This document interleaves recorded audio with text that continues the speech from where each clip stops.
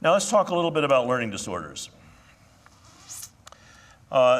Among kids in the general population, the average rate for a learning disorder, reading disorder, math disorder, disorder of written expression, is going to be someplace in the vicinity of about 5 to 7%, depending on how strictly you're going to define the problem. The numbers you see on the screen right now are telling you the percentage of kids in a clinical sample, all of whom had ADHD, how many of them had met diagnostic criteria for each of these different reading disorders, or each of these different disorders. Reading, 27%, math, 31%, written expression, 65%. That's huge. It's also the learning disorder for which we have the weakest assessment tools. We do not have good assessment tools for disordered written expression.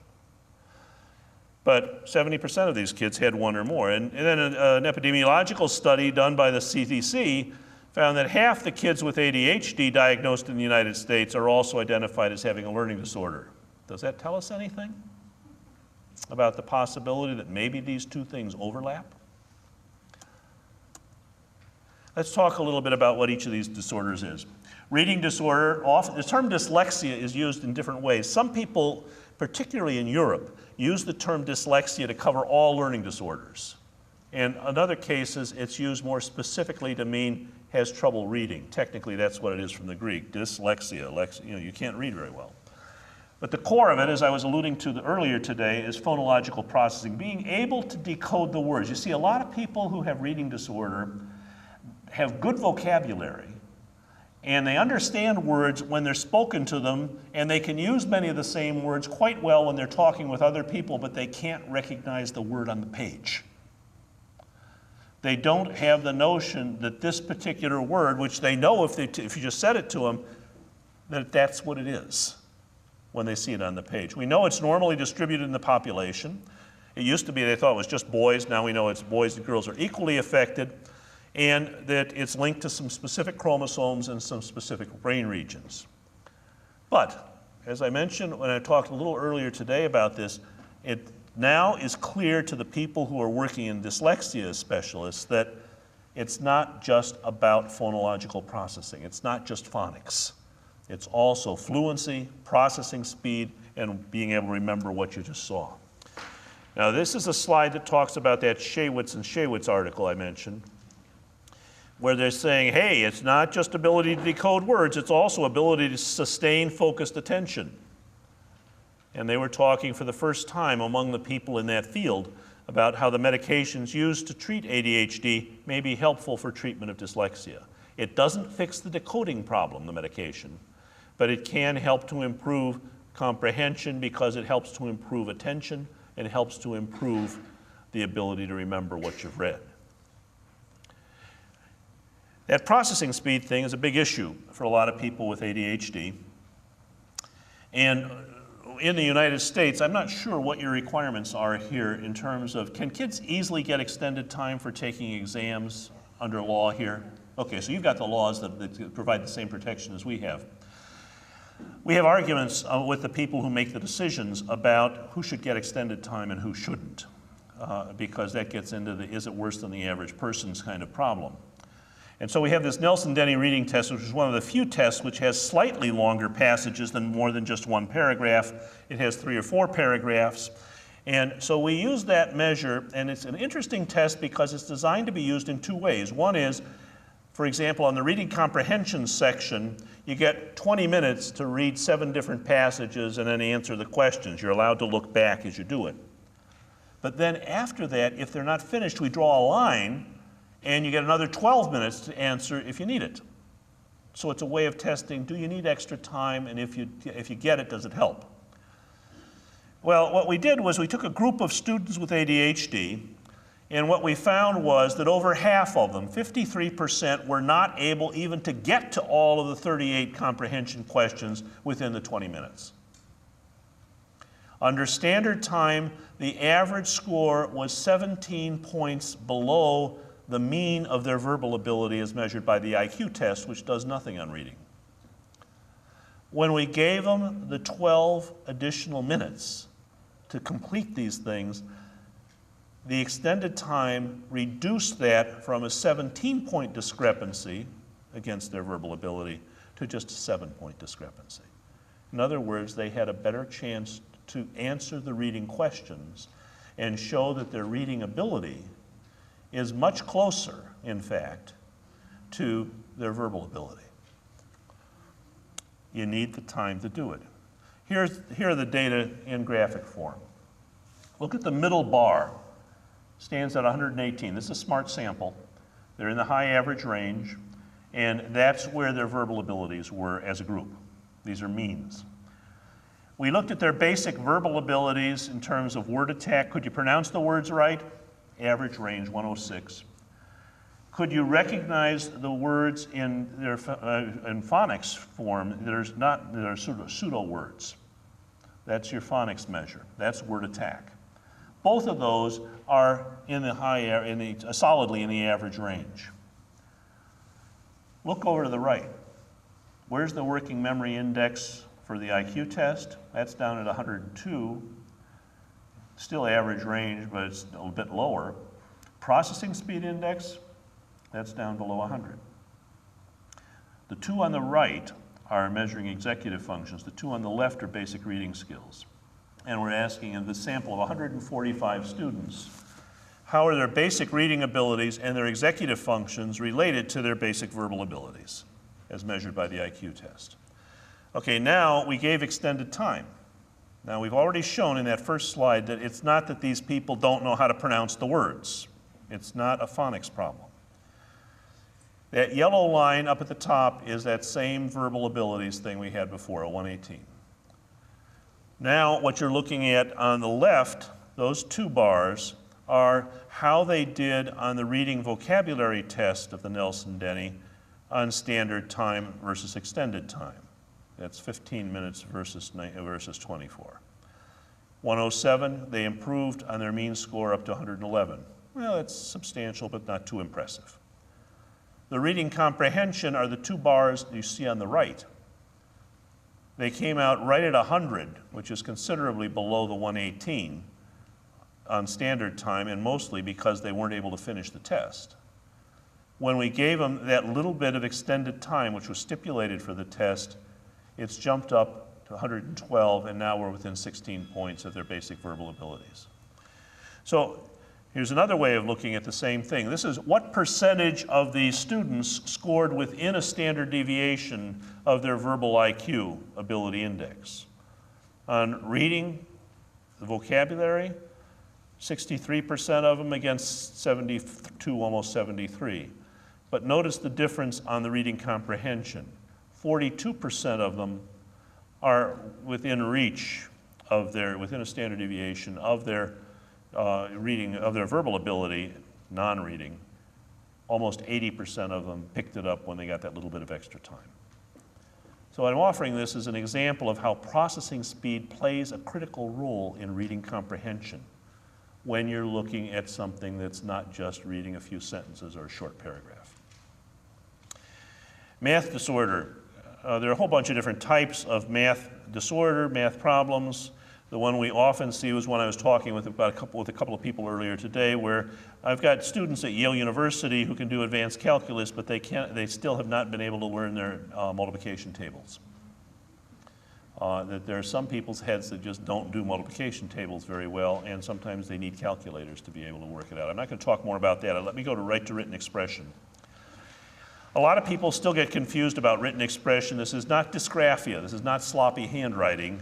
We're talking about the ability to take ideas out of the head and put them in sentences and paragraphs on a piece of paper. Often this is accompanied by poor spelling, but that has not so much to do with your writing ability as it does with your reading ability. But let me give you an example of what disordered written expression looks like. I had a sophomore in high school who was referred to me, and this is a story he told me which I think illustrates it pretty well. He and his dad were very, very interested in the American Civil War. They had visited virtually all of the Civil War battlegrounds, and he had seen that whole Ken Burns series that was done on the American Civil War, and really knew the stories about what happened here, what happened there, and so forth. And he was taking a United States history course, which was required in his school as part of the general studies curriculum. And it just happened that this course was organized so they began the unit. The first unit of the course was on the Civil War period.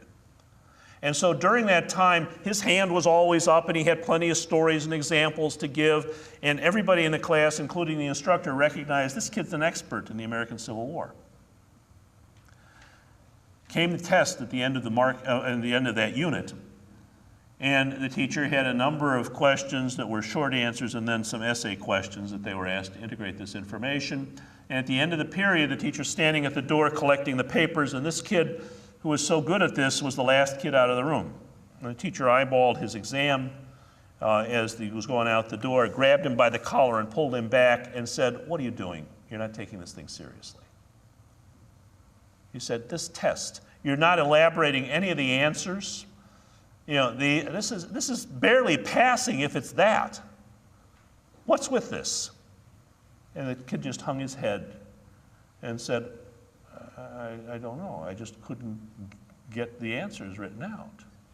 And the teacher said, "I don't know what you think you're doing next period, but I'll tell you what you're going to do. You're sitting here with me. I've got this period free, and we're going to sit down. I want to go over this with you because I think you're just not taking this seriously."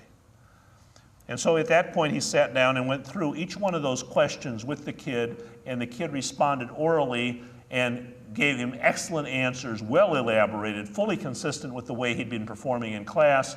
And the teacher finished it and said, "That's A+. That's what I would expect it from you. Now what the hell is this about?" Which is a D.